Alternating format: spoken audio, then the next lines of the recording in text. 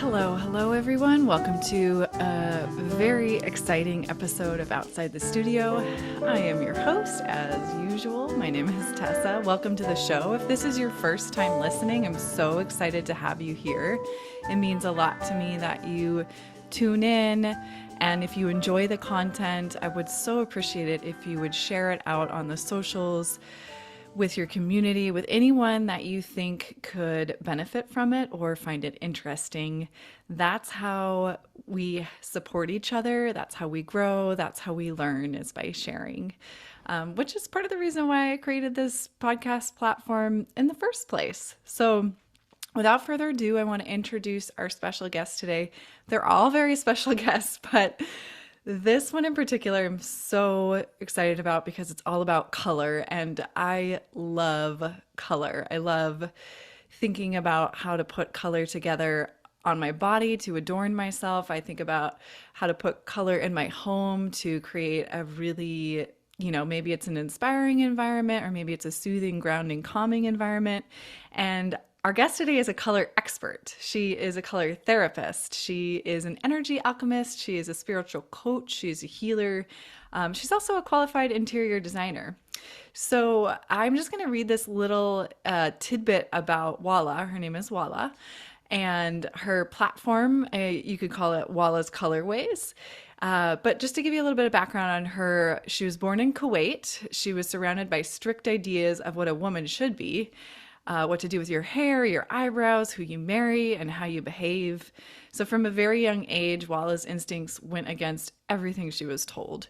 She faced insults and accusations, but could not disregard the questions and desires her rebellion contained. At the age of 22, marriage seemed like the only available escape, and soon after, her husband's work provided the opportunity to move to Tokyo. So while this move and distance led to a breakdown of her relationship with her mother and closest friends, she picked up and moved across the continent. In Japan, Walaa didn't know the language and didn't understand the culture. Walking through crowded Tokyo streets alone amongst the neon and the other side of the globe, she was wondering what had brought her here and where she could possibly go next. She was at her lowest point, feeling the most alone, when her spiritual journey started to take form. She heard a voice say, "Park everything and we'll show you magic." And I'm going to stop there because I want us to just take that in and think about, when was the last time you heard that inner voice tell you something and it was loud enough, or maybe it was subtle enough or nuanced enough that you actually heard it and heeded it.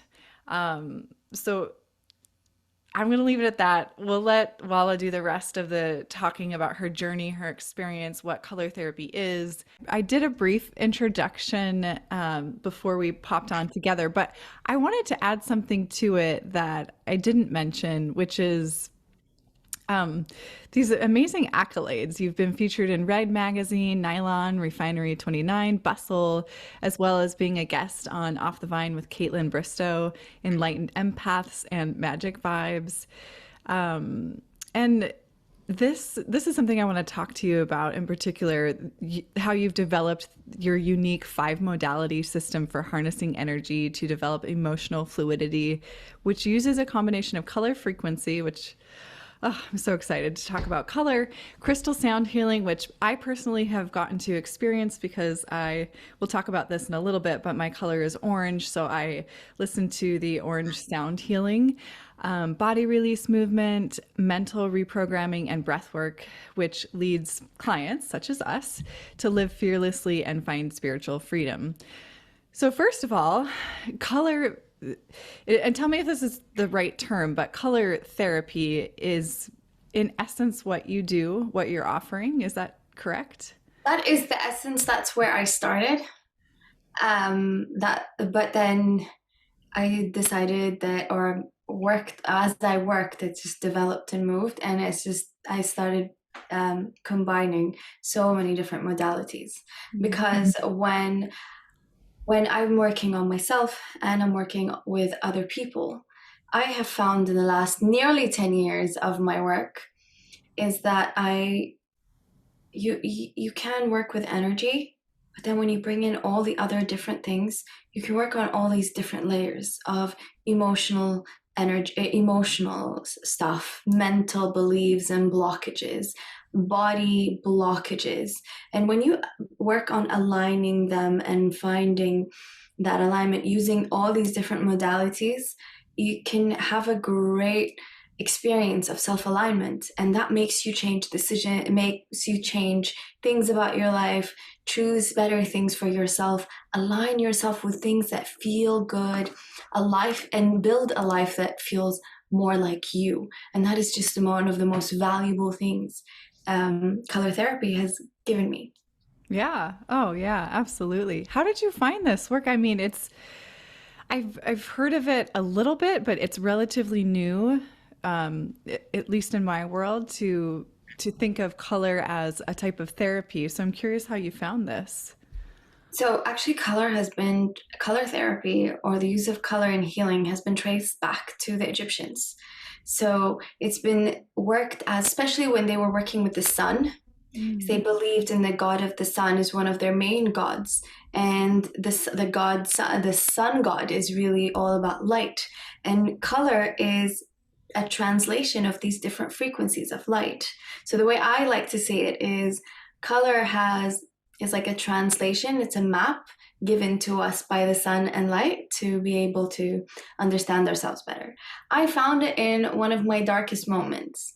I was going through a really difficult time. You know, the universe just pushes you to the max so you can be like, okay, I need to change. I'm sick of my own shit. And that's when I started. I was in Tokyo. I was losing people. I was losing different things in my life, and I was on the outside things looked really nice, but then internally I was just really miserable and I didn't understand why. And at that time I was meditating and doing all these different things, but then I felt my life had no meaning. I just felt like, why am I here? Like, I have no reason to get out of bed. I have no reason for being. And then I had like one of my darkest nights, like, who am I? What am I? Nothing. and and I was crying, and I was in Tokyo at the time. And I heard a voice inside of me that's like, park everything, like all your worries, all your concerns, and how are you going to do this? How are you going to do that? And just, we're going to show you magic. And then I did. I parked everything, and then things started falling into place. I listened to the synchronicities, because when you quiet your worries, you're like, okay, I'm parking you. You're able to see it. So I found one course about how color can match with your face, which colors to wear, which colors to work with your personality, etc. In a small little article in Style magazine. And then I took that course, and then I was like, no, I need more, because I've always known that color is something so important. And then I got into color therapy and I started studying it, and now I most of the work I do is channeled.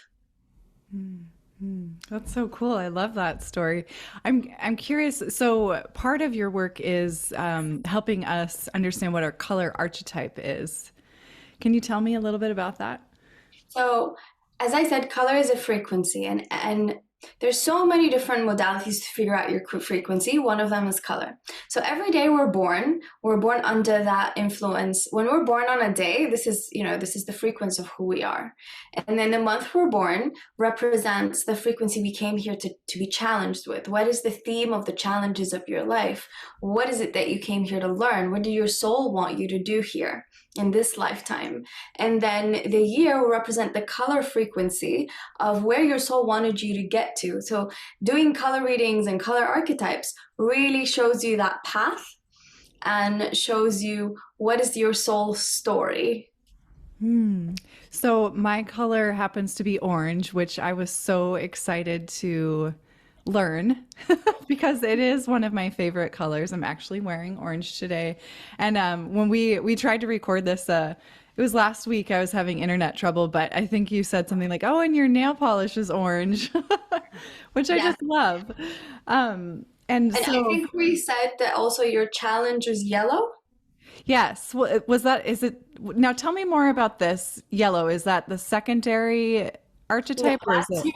that's the color frequency that challenges you. Oh, okay, That's where okay, you're here to kind of learn. These are your learnings. okay. So you are an orange. You were born an orange, which comes with its own challenges and beautiful talents and beautiful essences. Because every color is a shadow and light aspect. Mm-hmm. And then your month is basically the shadow aspect of of the color you're born in. So you said you were born in November or March? March. March. Yeah. Sorry, December. Yeah. And that says you're a yellow, your shadow is yellow, your challenge. So this is a very interesting frequency for me because they're very close together in terms of they have a lot of similarities, the two colors. They're orange and yellow are kind of, friends. Yeah. And being a person born as an orange, which is like someone driven by their emotional center, someone who's driven about with nurturing people, giving people, and then being challenged with trusting yourself and believing in who you are and allowing yourself to shine from an orange space, which is an emotional space of a creative space, a space that moves. So your challenges are always like, okay, are you going to step up or are you going to go back? So we're going to show you your fears, we're going to show you your shadow, and what are you going to do? Are you going to stand on your 2 feet on your own and know when to ask for help and know when to believe in yourself? Or are you just going to keep doubting yourself and pushing yourself emotionally down? And these two colors together create a big emotional intensity. So when you're down, it's down. Yeah. Yeah. I can feel that. And when you flow, you really flow. And when you're in the flow of the emotions, of your relationships are very important to you, and your connection to others and your connection to nurturing yourself. That's when you flourish, and that's when you trust yourself. You're a very good nurturing person, but also you're here to learn to be independent of it. Yeah. Amen to that. I mean, you hit the nail on the head. I wrote this down. It's my emotions are my superpower, but it's also I feel like it's also my kryptonite because for everything you just said. Okay, so So without like when we're saying emotions are my maybe like crypto power, or what the word you used, kryptonite. Yeah. tonight. I've never heard that word before, but Oh, I it's kind of like a understand it in the context. yeah, the light and the shadow, the thing Yeah. that makes me kind of crazy. Anyways, go Yeah, ahead. and when you say these things, it means that these emotions that do that to you are the ones that you need the most to allow. So one of the things that when I'm working with my clients, when we're working on body, because we work emotions, mental, but when you come to the body, I ask them to surrender to the emotion and let the emotion, especially when they're orange, let the emotion take over. And these are the emotions that we don't like, but we need to let them take over for the session, so they can leave, or else they'll stay. Mhm. Especially when you're orange, emotions are your drive, so you need to kind of constantly clean it, constantly allow the stuckness of it to leave, or else you get stuck really quickly. Yeah, yeah. So how do we do that? Let's say we struggle with expressing emotions that are scary, like anger, fear, jealousy, frustration, those kinds of things.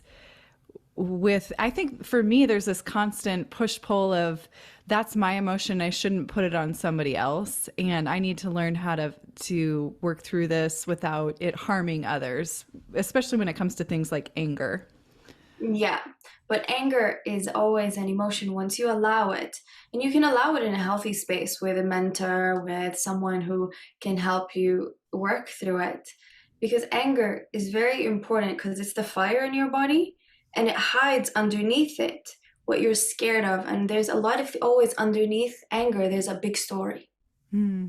So if we don't allow the anger, we won't be able to allow the story. Therefore, we won't be able to allow forgiveness. We'll say we'll forgive here, but inside we're triggered really quickly. Yeah. Yeah, for So sure. these are different emotions, and this is what color can help us do. So when you're visualizing a color, so when we're in a session and I'm telling people, okay, let's visualize green on your shoulder or whatever, okay?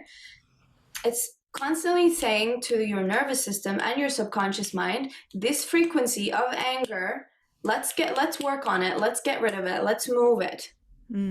Let's release it. So your nervous system is responding, your energy is responding, and your emotion is responding. Yeah.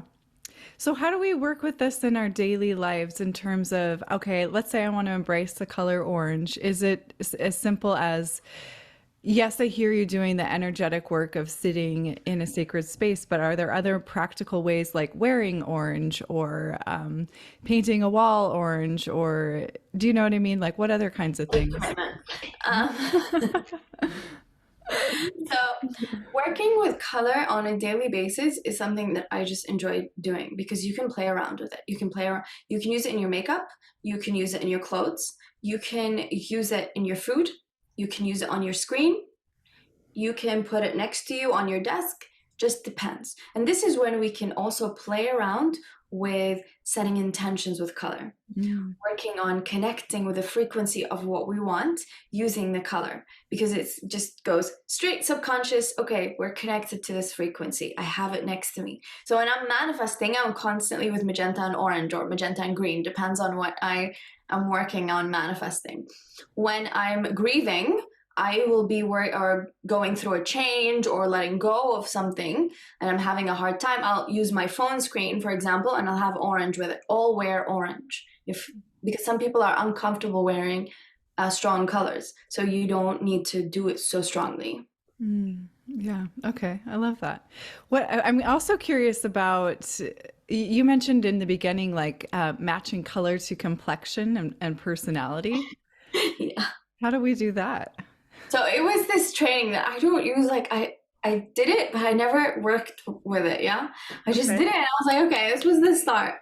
And it was about it. Color is an expression. So whenever you're wearing something, you are telling people something about how you feel, who you are, what what you're about. Because people will read you subconsciously. Everybody's intuitive. Whether they're tuned into it or not, that's a different story. But we always have reactions because believe me, if some woman walked in to like a meeting wearing all bright red, you are gonna have a reaction to her because of the red. So to come back to the question to the question is, so it's just about really what part of you do you want to express today? Do you want to express the more vibrant part and wear vibrant colors and be out there? Because any deeper colors will just move you outwards. The brighter colors, my bad. The brighter colors will move you outwards. The deeper colors will bring you within and bring in introspection. So, like blue and purple would be an example of deeper colors, would you say? I mean, If they're darker colors, but if they are a cobalt blue, for example, it's more bright. There's more white in it. There's more color in it. It comes out. Okay. Yeah, that was my next question is, when I think about color, I think about the rainbow, right? The many facets of the color, but then there's also all of the shades. Like you said magenta, which I believe it's kind of a purple, it's kind of a pink, it's kind of a combination. So when we talk about color and the spectrum of color, it seems so multifaceted. How do you think about that? Exactly. So the basis of it all is the darker the color, the more introspective or more takes in. So how do you see it? It absorbs more. The brighter the color, it reflects more. Just like the example of black and white. So black, to see it, it absorbs all the colors. Therefore, it also absorbs all the energy. Therefore, when you're having a bad day, you want to wear black because it hides you, it absorbs you, brings you in, but it'll make you more sensitive. You'll take it. So when you're having a bad day, I always tell people go for white. So you can reflect it, because that's what white does. It reflects all the colors. Therefore, it'll reflect all the energy. Oh, I love that. Okay, so how else? Like, what other colors can you use? You said something about if you're grieving or going through transition, you will work with orange because that is the color of emotion. That's the color of releasing Okay. emotions such as grief. Mm-hmm. Because when we go through change, breakups, job loss, when we go through losses, we have to go through grief, and orange helps us release it because grief also comes with anger, comes with all these different frustration emotions, and orange helps release it. When you're feeling down, wear yellow. Brings you out, it brings you up, it brightens your day. If you're feeling anxious, you avoid yellow. You go to more the lavender colors, the pastel colors. Those are really great. Also for people who are starting to wear color, it's great to start with pastels. It's more comfortable. Mm, cool. What about green? What does green do? Green is a color that I find people are either really repelled by it, they don't want to wear it, they don't want to use it, or they just really love it. Mm-hmm. Green is a color of has many different ways to look at it. You can use it in different ways. It's a color of growth, organic movement. It's also a color of allowing yourself to be vulnerable and open and trusting your vulnerability and opening from your heart. So trusting the emotions that come underneath love, the compassion, the kindness, and being open and vulnerable and understanding that this is strength. And also, it helps us with forgiveness. It helps us understand why we feel envy, Mm. because envy is a very important emotion. I really love working with it because it tells us about what we really want, but we really think we cannot have. Say that again. So envy, say Envy that and jealousy fall under the same again. fall under the same translation for me. Is that they are emotions that tell us that this is something I want, but internally I think I cannot have. Mm.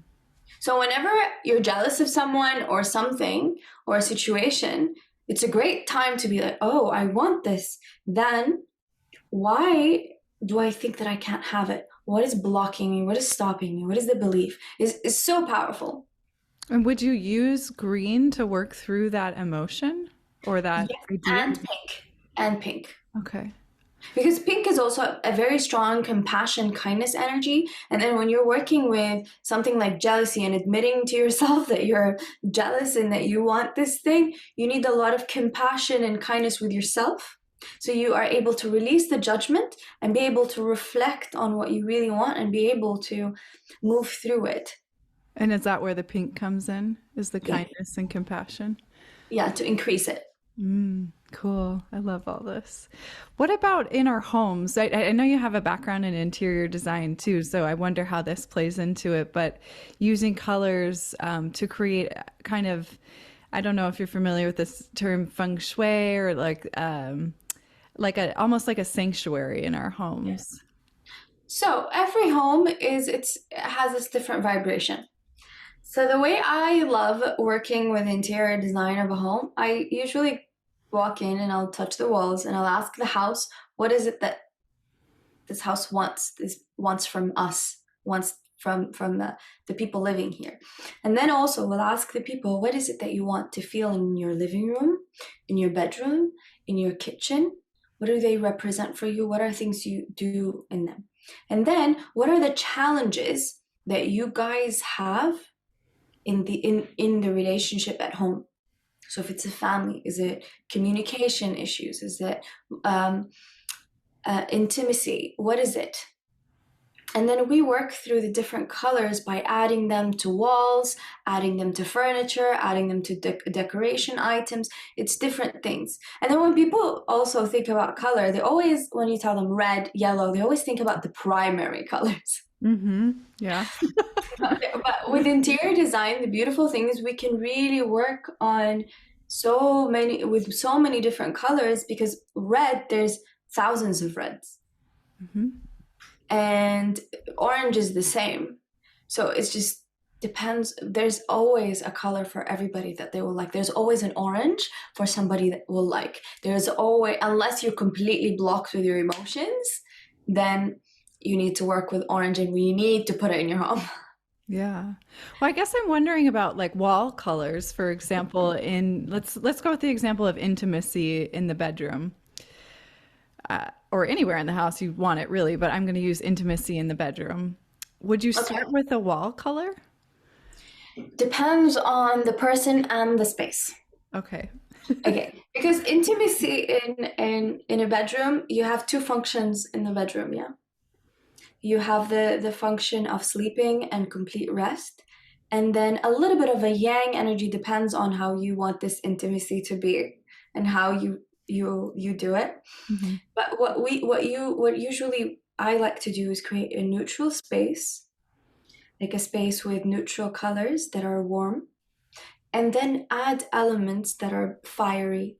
Mm. Adding reds, like deep reds. When I'm not talking about like a big wall of red. I'm talking about little accessories of red, Mm. candles, etc. These things that fiery energy, and adding them in in small quantities in the bedroom. Hmm.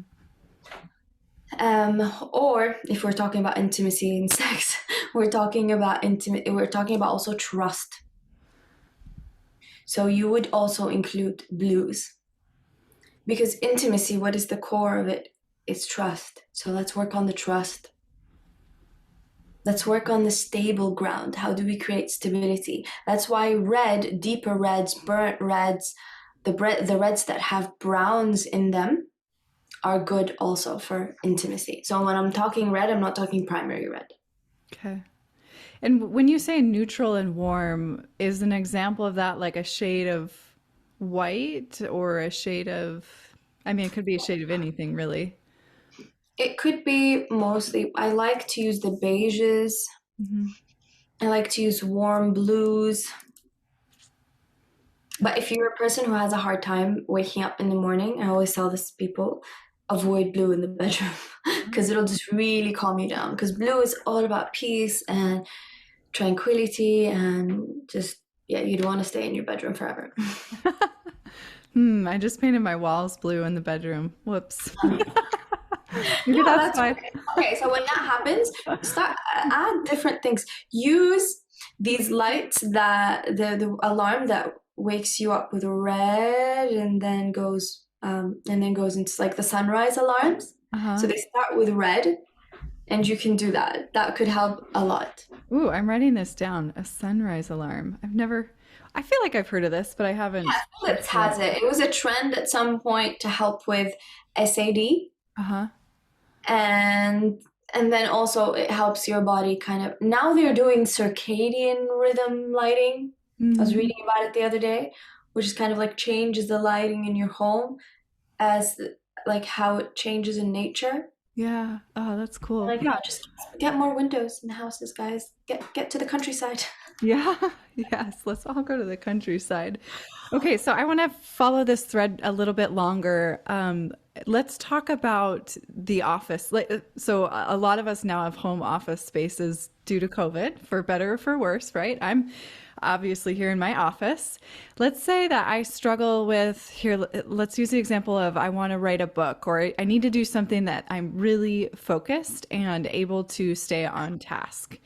Um, how would I use color to foster that?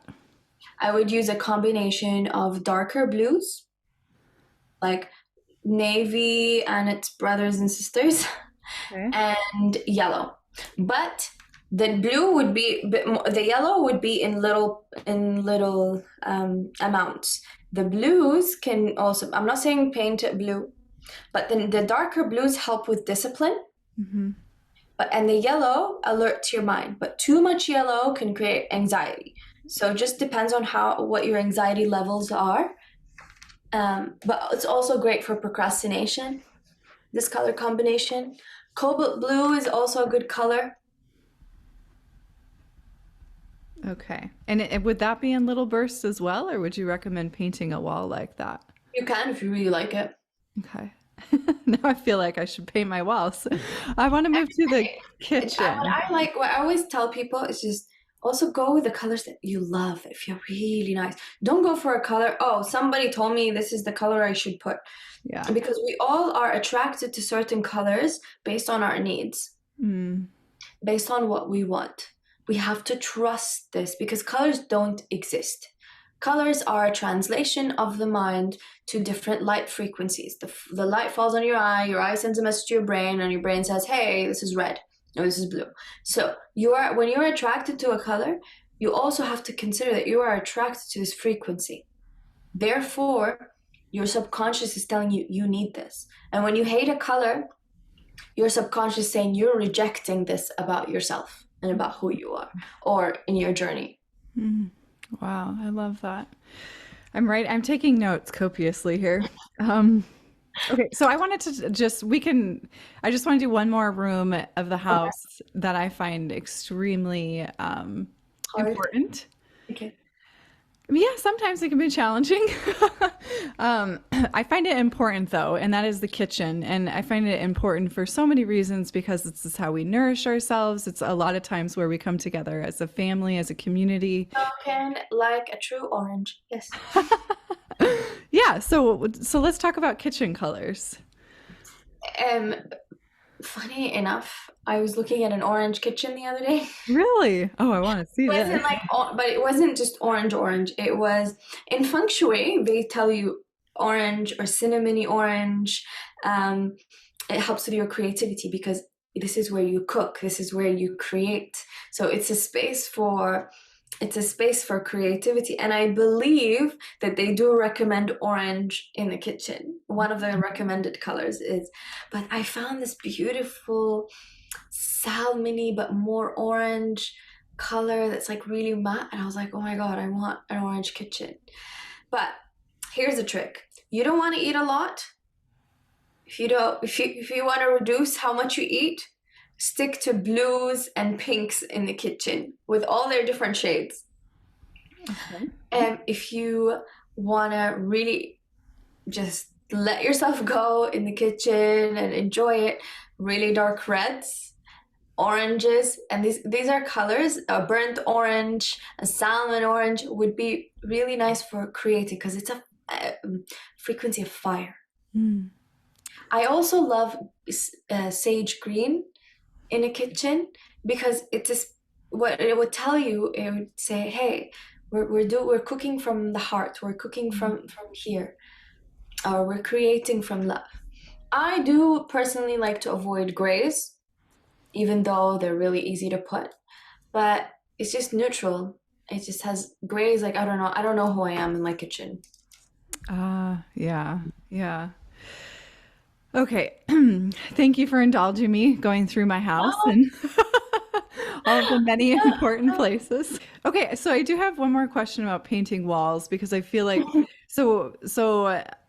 we've lived in this house for like, let's see, we moved in 2014, so it's been coming up to 9 years. And we've changed the color of the walls. I feel like this is the hardest part for me in interior design is choosing a wall color. And when I hear you saying things like neutral and warm, I think different shades of beige, which you kind of mentioned. And then it's always like this, but do I like that? I want to commit to like a whole can. Paint's not cheap, right? So this is like more of a grayish. Okay. If you look at them, so this one is one of the ones I'm talking about is Soho Loft. So it's a warm gray, Okay. and that's one is a nice neutral. So if you have a hard time with walls, I always recommend start with deep neutrals, and then you can change. It gives you flexibility to change the cushions, to change colors of the accessories all around the house. So this is, I think, much more powerful. And then there's one called Penthouse. It's a lighter beige, and this is a base that I love using. This is turning into a Benjamin Moore ad. They need to pay me. And these are the neutrals that I like to talk about. There's so many. Any color can be part of a neutral. There's one called Smoked Truffle. It's on a darker, deeper gray. The rocky beach is fun. And then you have also, if you want to go a bit more adventurous, you have like pinkish neutrals. Those are my favorite. That's what I've put upstairs. That kind of pinkish hue. There's one called Pinky Swear. Cute. Okay, and then you can go for the brown neutrals, which is too stuffy energy for an orange person. Yeah, maybe that's why I don't like it. Because I think brown and I'm like, ugh. It's just Brown is a color that reminds us of like traditions and the old ways that are not bad, but some people just like to do things just really differently. yeah, I love that. I wish you could see all these. Oh yeah, they're Now I can. Yeah, I think it just requires the contrast of one next to the other. yeah. So, So you see this one. This is a neutral, but it's uh-huh. green. Yeah, that's really pretty. What is that called? Oh, I lost it. Oh, it's We're okay. turning this to like a little. Spring has sprung. I think that's the one. But that's on the wall. It would look a bit more green. And then you have plantation. Plantation's great. Okay. So you can turn anything into a neutral, really. So you can choose. So when you're a person who has trouble picking wall colors, always go for neutrals and then play around with the art. Add color with the art, add color with the cushions, and it gives you that flexibility to change it over time. And this is what I have done in my house actually. I've used a lot of neutrals and then I'm adding accessories and greenery and art to bring in color because I like to change. I'm the type of person that like I'll change. Like my partner will come in and be like, oh, the house doesn't look the same today. What happened? And that happens every 3 months. Yeah, yeah, I love So, doing that too. so it's just so I like the flexibility. So I do like the neutrals, Yeah. even though I'm planning to paint this like hunter green. I love that. Well, so I want to talk about the seasons as it relates to color. So I'm thinking in particular about summer and fall and winter and spring. I mean, I'm sure there are many different ways you can utilize color to move throughout the seasons, but I'm thinking of in particular like what you would want to wear. For different seasons. Yeah. It all really depends on what you want to do. Because winter calls us naturally to go in and hibernate. But if you need to not hibernate and do and take action and move, you go for the brighter colors in winter. I like to wear a lot of winter whites and I like to really keep my colors bright because winters really depress me. Yeah. I'm more of a spring person, and spring is more about pastels and opening up and little brighter colors because we're coming out of winter.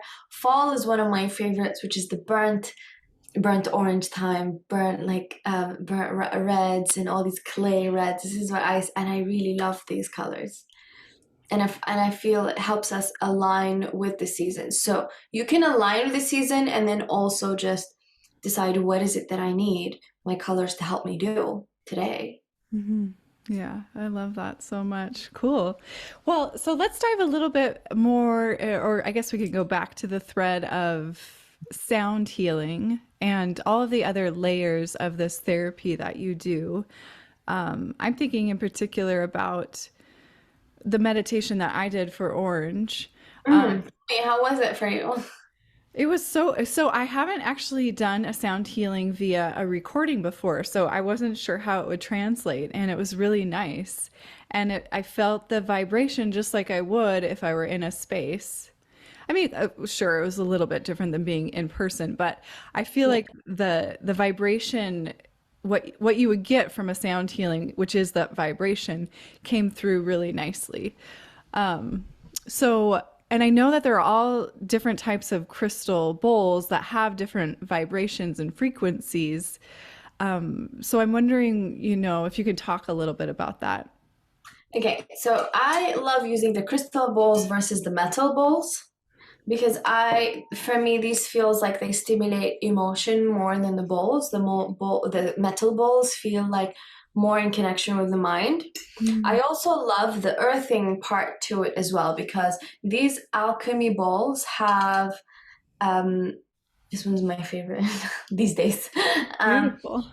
This one is ruby, for example, and it has the element of crystals. So when you're connecting to crystals, you're connecting to the earth.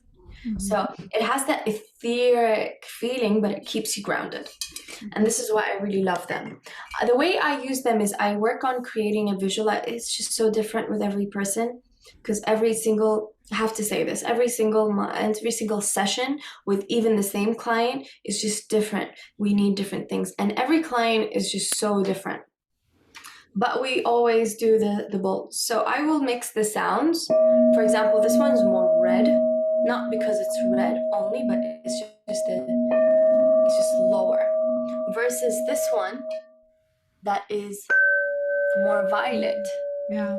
So I like mixing them up. So when we're working together, we're moving these different energies with a visualization, and then the sound comes in, moves your emotions, and then you use the breath as you're working with the sound of the crystals to release it and move it and get your body free. And then sometimes the clients will be moving different by themselves and doing all these different things and just doing really strong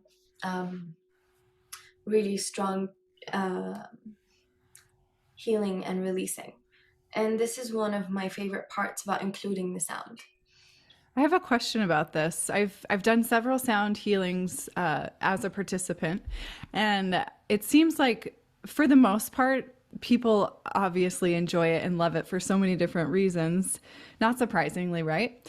But it seems to me like there's at least one person that I will observe every time that is unable to handle that intense sound. I know it can get intense, I know it can get loud, but like I'll see somebody either covering their ears or really fidgeting like they're very anxious, or even getting up and leaving the room because they can't handle it. Do you know what's going on there with things like that? Is it like a Yes. release of emotion? That is a release of emotion, but also resistance to the release of emotion. So one of the things I ask my clients to do is let go of their willpower. Okay, so just let the things take over. It's not easy, but but this is why I love doing mentoring work for a long time. I do containers with my clients. For everybody else, I do color readings and then they come in, but the people who sign up with me, they sign up for at least 3 months. And it's because we need to create this trust in between us, and then this trust of the frequency, and that you're not going to die and nothing's going to happen to you and you're not going to stay depressed for the rest of your life, and to have that trust that someone's holding you so you can let go. So when people are really frustrated and fidgety during a sound healing, it's because the balls are triggering the anger and unreleased emotions, and usually shame and guilt make people just want to leave. And they don't want to, and because these are emotions we don't want to feel, we don't like them, nobody wants to feel these emotions. And when they're triggered to leave, but to leave they have to be felt. So when you go to someone that you've never gone to before and you've never trusted, and these emotions are the first ones that need to leave your body, a lot of people can't handle it, because what's going to happen to me if I let shame take over my body? Yeah. I don't even get that. People don't even know what happens. It's just they just want to get out. It's too much. Yeah. Yeah. Oh, that's so interesting. Thank you. I want to talk about your book, Heal Yourself with Color, Harness the Power of Color to Change Your Life. I am so excited to receive my copy. It hasn't gotten here yet, but it is on its way. Would you just give us a high level overview? I mean, the title kind of says it all. And of course, if you're listening to this conversation, you probably get a sense of what Walaa would go into. But I'd love for you to expound upon it. Tell us like why you decided to write it and what it's all about. Okay, so I was approached to write your, good old color therapy book. And I said to them, no, I want to write it in a very simple voice. I want everybody to be able to understand it. I want to help people create their own relationship with color and see my story through color. How green helped me really understand that my vulnerability is power, how yellow helped me shine and work on my fears, and all of these different things, and orange on working with the mother issues that I had and the mother difficulties that I had. I've written about these different things, especially coming from a Middle Eastern culture and deciding to be completely different, and deciding to throw all the rule book to the wall and come up with my own rules, and that created a lot of resistance. So I wanted to create a journey that's written in a simple way for people to understand how they can utilize color in different ways. So it's more of a workbook. So there's a self-love section where it just takes you through different exercises and different color things that you can use the book and use these meditations and exercises to increase your self-love, to understand why. Another part is to there's like an exercise of forgiveness. There's different exercises, but also I take you through each color of the chakras, for example, and tell you what was my story with it. So I wanted this book to help people understand in the simplest way possible. I didn't go deep into many things. I just wanted people to have a simple workbook to take in, like, okay, I'm going through a breakup. Let me find a practice to use. This was my intention for the book. Ah, so cool. I can't wait to have it. And I also need to get copies for gifts. I'm thinking of several people right now who need this book in their life. So you know who you are. It's coming to you. You mentioned chakras, which reminded me of a question that I wanted to ask you about auras. Do you work with auras at all, or is this something that you have any experience with? So I believe we all have an energy field that we call an aura. Um, it helps when you're an energy healer to tune into someone's aura to see what's blocking them. I don't like to say, oh, your aura color is this or your aura color is that, because I feel, because an aura is a different energy body. So it's like physical body, etheric body, mental body. So physical body. So whatever is happening in your body will change the color of your aura, and it's constantly changing, even in the 24-hour time of the day. So I don't focus on working with auras, and I know many people do successfully, but for me, I find other ways different. But again, they're all different doors to the same room. Every person needs to find their own door and key in what pulls them. Yeah. Because we all want people to walk into this room. Whichever door they use doesn't matter. I love that. And the book came out in July of 2021. And Yeah, it's been a year. how has that been? What has it been like to go through the author circuit and promote and, you know? I did it. So my publisher, so the publishing house first was approached me, and then they were bought by someone else, and then they did my book, and I wrote it during COVID, Ah, and then it was all locked down when it was still, people are still locked in when it got published. So the most thing that I was doing to promote it was really just me going on podcasts and telling people about it and sharing it with different people, and the feedback has been incredible for the people who got it, and I was just really happy that it just did. ah, that's so cool. I mean, gosh, writing a book during COVID, it was that. I feel like that could go one of two ways, or I'm sure many different ways, but I feel like Oh. I don't know. What was that like? Was it easy? No, Was it hard? I wasn't living in the country then. I was still living on my own in an apartment in the city. So I went through lockdown, like the Spanish harsh lockdown of 3.5 months of Yeah. not being able to leave the house.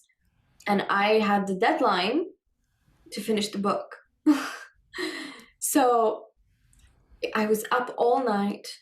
And the shock of COVID and the emotions of everything that was going on, and dealing with the media and the news and what was going on writing this book was a breath of fresh air for me, even though I was doing it at 3 o'clock, 4 o'clock, 5 o'clock in the morning. But I think a lot of people were not able to sleep during COVID anyway. Yeah, right. So it was really, it pushed me a lot. It pushed my fears a lot. It showed me what my fears are. I had to face them. So it was an incredible journey writing this book. Yeah. Would you have done anything in terms of the writing process? I've heard a lot of different authors say, oh, well, I treat it like a job. So I get up and I go to my desk from 9 to 5, and whether or not it's crap or whether or not it's good and I can use it, I just sit at my desk and do it. Or what it sounds like you did is stay up late at night. Maybe that's when you work best. I don't know. My question is, would you do anything different in terms of the writing process, knowing what you know Yes. now? Yes, definitely. I would have gotten deeper into what I was writing. I was very afraid writing my thoughts. It was the first time I actually tell people exactly what I do. So that was my biggest challenge. But luckily, what I did was I had a few of my friends go through it. And as I was writing, they were asking me questions. And they were asking me, no, what does this mean? Oh, I didn't get this. What can you add to this? And it really helped support me. And this is something I would do again. That's so smart. And it was just so much fun doing it because I had many different friends from different, so they had different views. And I wanted to write this book for everybody to be able to connect with as many people as possible. And I needed a variety of people. So I had them on a Google Doc, which is not safe, but I did it. And they were all like writing their comments, and it helped me really write it. Because it was my first ever book. I've never written before. And I'm better at speaking than I am at writing. And I was just really afraid. But then when my friends were just like, no, this is amazing, I love it, I'm doing this exercise now, and everything, it really helped me finish the book. Oh, that's so cool. You have good friends in your life, it sounds like. I do. Oh, I love that. Well, so blah. Let me start over. um, what is next? What are you looking forward to? What does the year ahead hold? So I have my wedding in October, which I'm looking forward to very much. And I'm so excited. It's like 2 months from now. Yeah, a little under 2 months.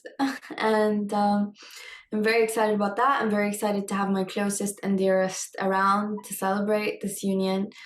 And I'm looking forward because I just started doing most of the things that I do group and recorded as donation based to contribute to, a gifting economy and a loving economy, just a different way of doing things. And I'm excited about seeing how that would just change things for the world. So I wanted to give my work to everybody who needed it, and even if they couldn't afford it, they could just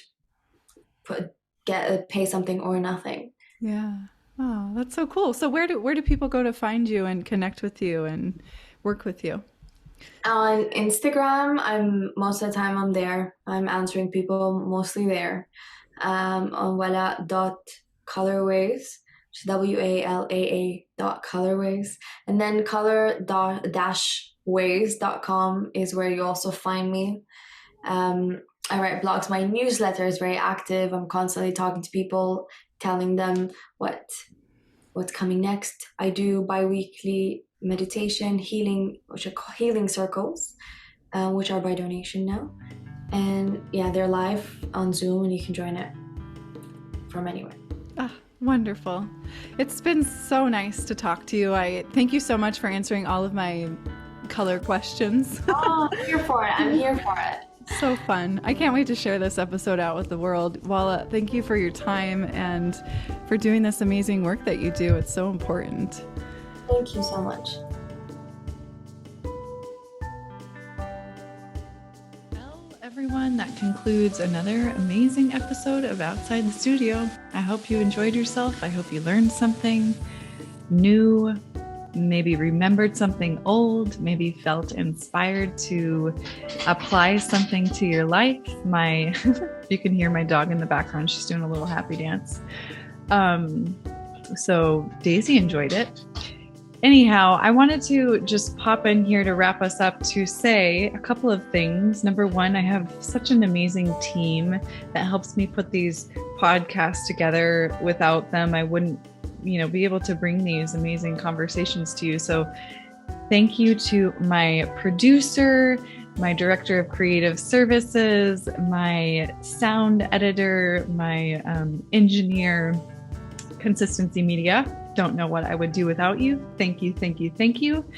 And the amazing creation and artistic musical genius, Drew Lovern. Thank you so much for putting together this music specifically for Outside the Studio. So unique to the show, only place you're ever going to hear it is right here. Thanks, you guys. You make my world go round. Stay well, everyone. Thank you for listening. Don't forget to subscribe, rate, and review, share on the socials, especially if it's a show that you think, hey, this could help somebody else.